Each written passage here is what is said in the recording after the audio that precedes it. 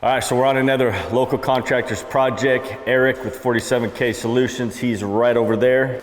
This is gonna be a cool project because we're gonna be doing a smooth concrete overlay on this, right? We do a lot of the wood grain textures. This is gonna be an actual smooth floor. We're gonna be doing our concrete overlay kits, and then we're gonna stain it also. And so we're gonna do a gray base, stain it dark gray, and then it's gonna create this really cool hard troweled concrete surface. And so first day on here for us, Eric had a company come in, shot blast, which is awesome because, you know, prep work's probably the worst part of any project, doing all the prep work, grinding, cleaning, stuff like that. And so they shot blasted the floor, so we have a really nice porous profile. We never want to coat over smooth concrete, and you can see the difference, right? So this is power troweled concrete versus prepped, shot blasted, right? Very, very porous. That's gonna give us an extremely strong bond when we coat over it. And so what they're doing right now is plasticking off the walls. The reason we're plasticking the walls is because we're gonna be spraying stain once we're done applying the overlay. And then we wanna fill these sockets. We're gonna go over filling these, hydrating the slab, doing the first texture coat, sanding, scratch coat, staining, doing our urethane top coat on this. So we're gonna be going over a lot of stuff. And again, this is a real life application for you guys. So you're gonna learn a lot on this one. I'll try to hit on every point that I think we need to.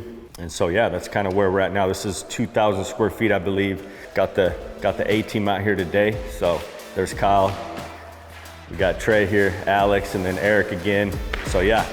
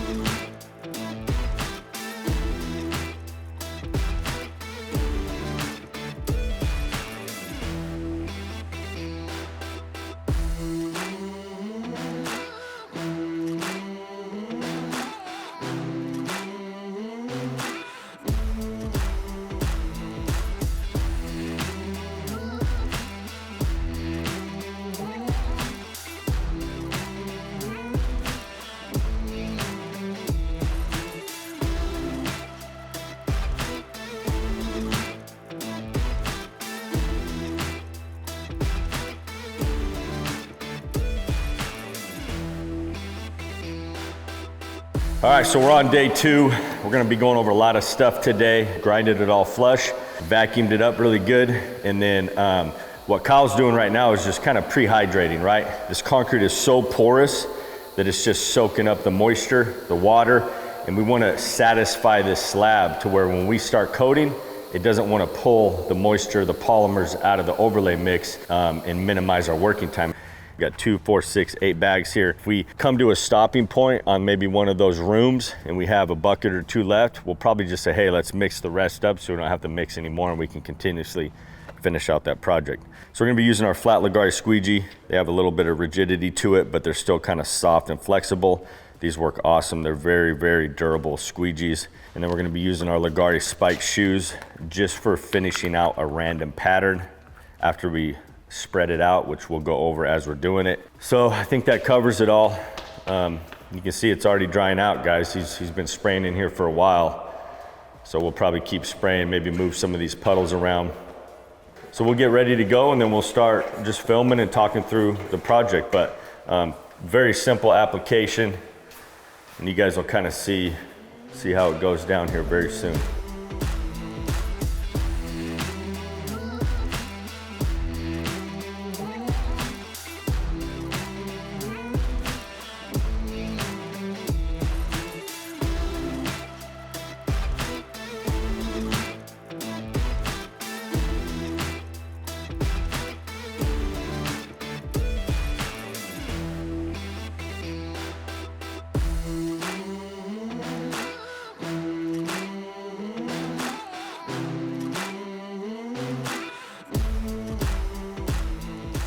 All right, so we're getting ready. Everybody knows what they're doing. Trey's gonna be pouring beads for us. We're gonna start on this wall. We're gonna work out to our tape line. So we don't wanna wait, right? Once we get the product out, we wanna start trialing it around. And so notice, I'll hold this squeegee kind of at an angle. I like to get the perimeter first. See how it's spreading it out at an even thickness? It's the crushed marble in the mix. And so as long as we hold this squeegee at an angle, it'll spread it out the same way every time. So I'll get my perimeter done, then I'm gonna come pull out. Just be careful when you're getting under that sheetrock. You're not pulling a bunch of chunk and debris out. So what we do after that is we come through and just do random passes, because what'll happen is you'll see my trowel lines and they'll all be kind of uniform, and maybe one spot you come out a different way, you're gonna notice that. And so as long as we just hit it real quick, random passes, I just like to do swoops. It's gonna look all random and uniform.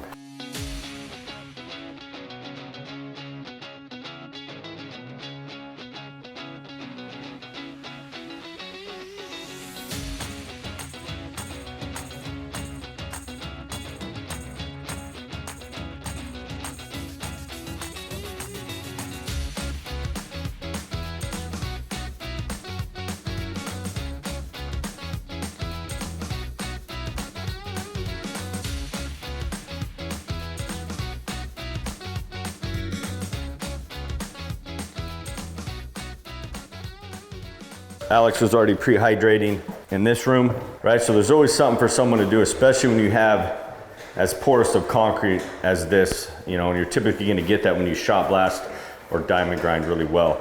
But again, the biggest thing is hydration.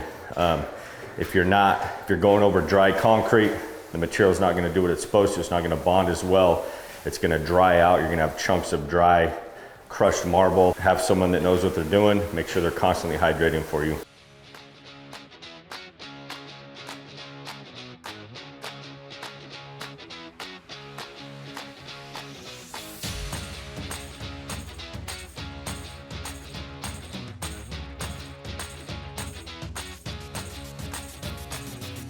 All right, so check it out. We got all the little side rooms done, right? So now we can just focus on the big room, hallway, and outer exit door. We regroup, mix more product. We're in the main room now. These are the 3 buckets from the first batch we made. What Trey did is agitated them, mixed them up again. Now they're nice and fluid. Kyle's been constantly hydrating while they were mixing. And so now we're gonna start wall-to-wall coat, work our way out the hall, and then that back room. But again, this is just for a smooth, decorative, like a hard troweled concrete floor. And so we're gonna get started. Again, we're gonna use these 3 buckets first. They're from the old batch. And I'm gonna just pour a bead all along the wall.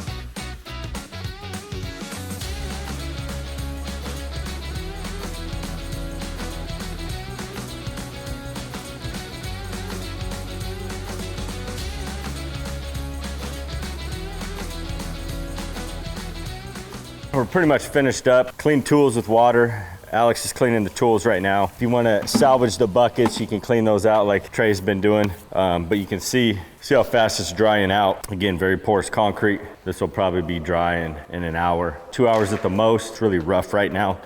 Really rough from the crushed marble in it. So we'll sand it, flatten off the peaks, fill it with our scratch coat, and then we'll have a nice, smooth, decorative floor that we're gonna stain.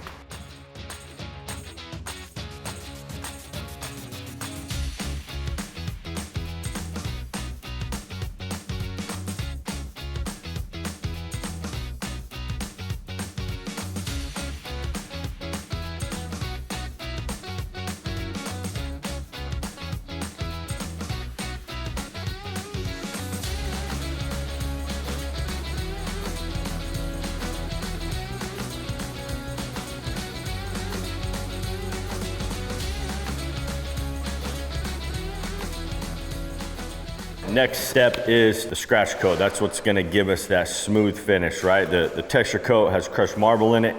It leaves a texture, low spots, right?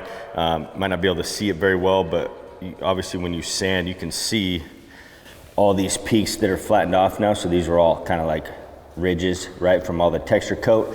Now there's a flat profile on all these peaks. Metal trowel will ride on all of those peaks, and then we don't get a bunch of chatter. So what we're gonna be doing on this one is obviously we need to hydrate again, right? Because we still have a porous surface. But the cool part now is everything's got an even porosity to it, and so it's not gonna suck up the moisture as much. It's gonna be a lot easier to hydrate as we go. You can see I sprayed this spot right here. It's still got moisture in it, right? I sprayed this like 10 minutes ago. It's still just sitting in there, and so we're not gonna have to spray as much water. But yeah, everything's vacuumed, cleaned. If you have any marks from like dragging your vacuum around, black scuff marks from your shoes, you wanna make sure you wipe those up.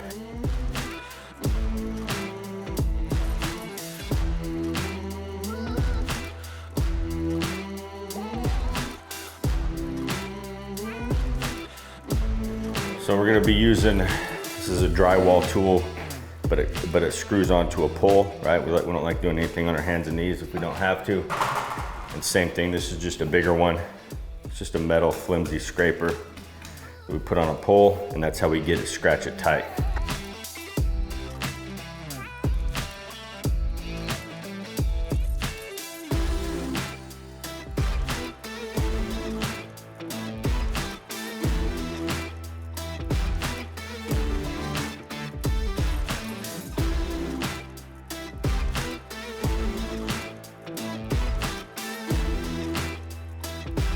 And what I'm doing is going back, cleaning out all the material.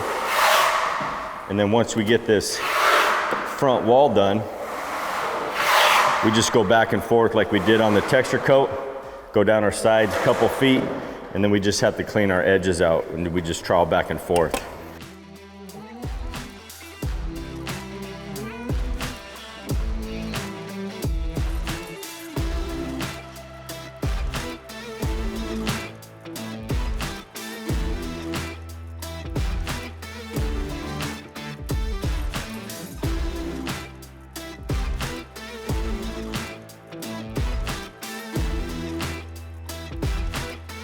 All right, so kind of finishing up this room. One thing I want to talk about is I jumped over there about halfway through the room. That way we could start wrapping the product here. Again, like we did the first coat, and both sides can end and go out this hallway. That's kind of where we're at, still hydrating, pulling it as tight as we can, and we're always looking out there for ridges, thick spots, trowel edges that we might have left, and we always want to make sure it's nice and flat. Can we fix stuff like that? Absolutely. Like if you notice one way out there you can't get to, we can buzz sand spots before we stain. So it's not a huge deal, but the nicer you make this coat look, the less work you have before staining.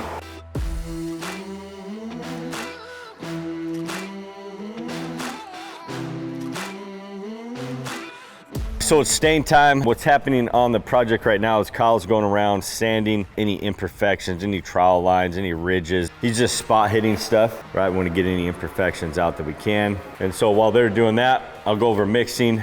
We're gonna add 2 gallons of 91% or higher isopropyl alcohol, and then we add one of our Leggari stains. We always like to start in an inconspicuous spot, right? Just to make sure everything's working good, spraying good. We like how it looks. Once we're dialed, we're happy with how it's looking, we'll jump out here and we'll just start from here, work our way out. And again, I think we're gonna do 1 coat, come back, do another coat, and kind of mop it around. Just depends on how it's looking, how the stains take into the overlay.